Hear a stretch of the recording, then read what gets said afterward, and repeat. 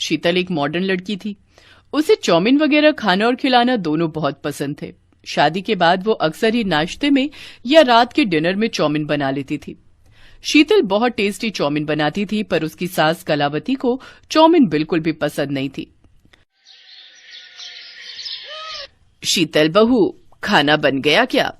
Mummy जी बस अभी लाई। ये लीजिए गर्मा गर्म टेस्टी टेस्टी चाउमीन। ये क्या बहू, तुमने आज फिर चाउमीन बना दी। ये रोज रोज चाउमीन खा खा कर मैं तो पक गई हूँ। अरे मुझे तो दाल चावल रोटी सब्जी ही अच्छी लगती है। तुम्हारे ससुर जी और मैं तो ये चाउमीन वगैरह जो भी है बिल्कुल पसंद नहीं करते।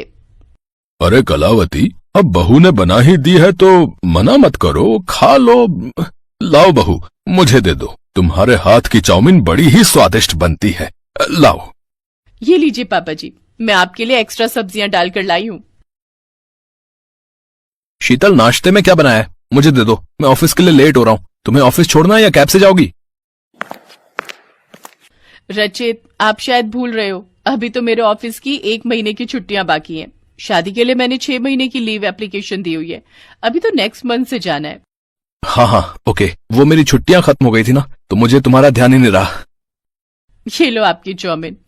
तुमने फिर चाउमीन बनाई है? मम्मी ने कुछ बोला नहीं? बोल रही थी, पर अब मैंने दे दी है।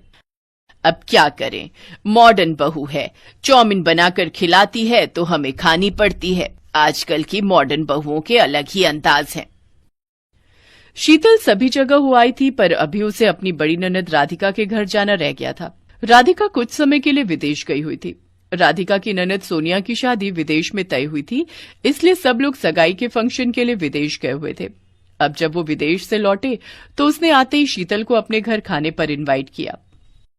अजी सुनते हो, राधिका का फोन आया था। वो 2 दिन पहले ही विदेश से लौटी है। वो बोल रही है कि शीतल का खाना करना है, इसलिए हम सबको भी बुलाया है। बहू, कल रात को ही जाना है, कुछ अच्छा पहन लेना। मम्मी जी, वो आपने जो मुझे रेडीमेड साड़ी अभी कुछ दिन पहले मेरे जन्मदिन पर गिफ्ट में दी थी, मैं सोच रही हूँ वही पहन लूं। वो बहुत सुंदर है। हाँ बिल्कुल, वो तो मैं स्पेशल तुम्हारे लिए ही खरीद कर लाई थी, वही पहन लेना। शीतल कमरे में चली जाती है। कुछ भी कहो कलावती, है? तुम बेकार ही अपनी बहू को किसी न किसी बात के लिए सुना देती हो। पर हमारी बहू स्वभाव की बहुत अच्छी है। देखो वो तुम्हारा कितना मान सम्मान करती है। जन्मदिन पर तुम्हारा दिया उपहार उसे कितना पसंद आया। अरे तो मैं भी कहाँ गुस्सा करती हूँ। वो तो बस उसे चाउमीन खाने की और बनाने की इतनी आदत है, मैं तो उसी के लिए रोकती हूँ। बाकी मुझे उससे कोई परेशानी थोड़ी है तो वो मेरी बहू ही ना। अच्छा सुनो, मैं कह रही थी राधिका के घर ले जाने के लिए फलों की टोकरी और एक ड्राई फ्रूट का डब्बा तुम खरीद कर ले आना। अब शादी के बाद शीतल पहली बार उसके घर जा रही है, तो हमारा सबका खाली हाथ जाना ठीक नहीं है तो बेटी का घर ही ना। हाँ ठीक है, कल शाम को जाने से पहले ले आऊंगा। अगले दिन शीतल सबके साथ अपनी ननद राधिका के घर खाने पर पहुंचती है। सब लोग खाने पर बैठने की तैयारी कर रहे थे। शीतल, मुझे तुम्हारी पसंद के बारे में तो इतना पता नहीं था, इसलिए मैंने मलाई कोफ्ता, शाही पनीर, दाल मखनी, नान और बाकी देख लो तुम, सब कुछ तुम्हें पसंद आ जाए बना लिया है।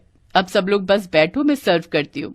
नहीं दीदी, मैं आपके साथ हेल्प करती हूँ ना, सब मिलकर एक साथ खाएंगे। बाकी मम्मी पापा रचित सब तो बाहर आपके सास ससुर के साथ ही बैठे हैं, आपसे तो इतनी बात करने का मौका ही नहीं मिला।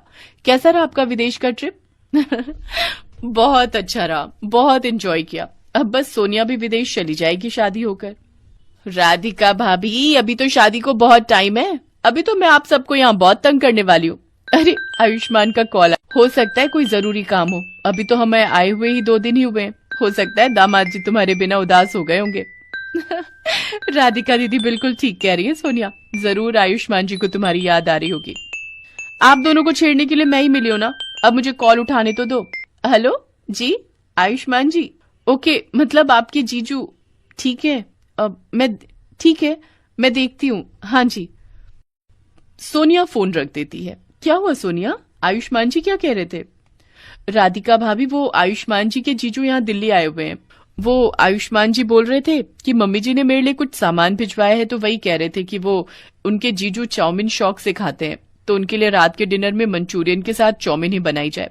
अब इतनी जल्दी में सब कैसे तैयार होगा, मार्केट से मंगवाना ठीक नहीं रहेगा।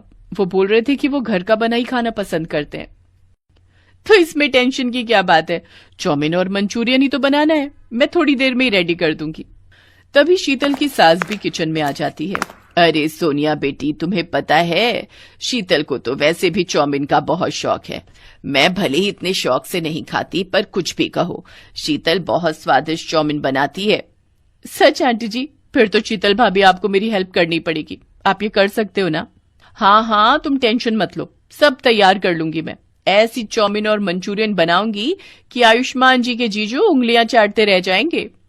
शीतल तो इन सब डिशेस को बनाने में एक्सपर्ट थी। उसने थोड़ी देर में बहुत ही टेस्टी चाउमीन के साथ में मंचूरियन बनाकर तैयार कर दिया। आयुष्मान के जीजू को शीतल के हाथों की बनी चाउमीन और मंचूरियन बहुत ही स्वादिष्ट लगे। उन्होंने खाने की बहुत तारीफ की। जब ये बात आयुष्मान को पता चली तो वो भी इस बात से बहुत खुश हुआ। कुछ भी कहो, आज तुम्हारे हाथों की चाउमीन मुझे भी बड़ी स्वादिष्ट लगी। आयुष्मान के जीजू कितने खुश होकर गए। क्या बात है कलावती, आज तुम बहू की बनाई चाउमीन की तारीफ कर रही हो? आज सूरज किधर से निकला है भाई?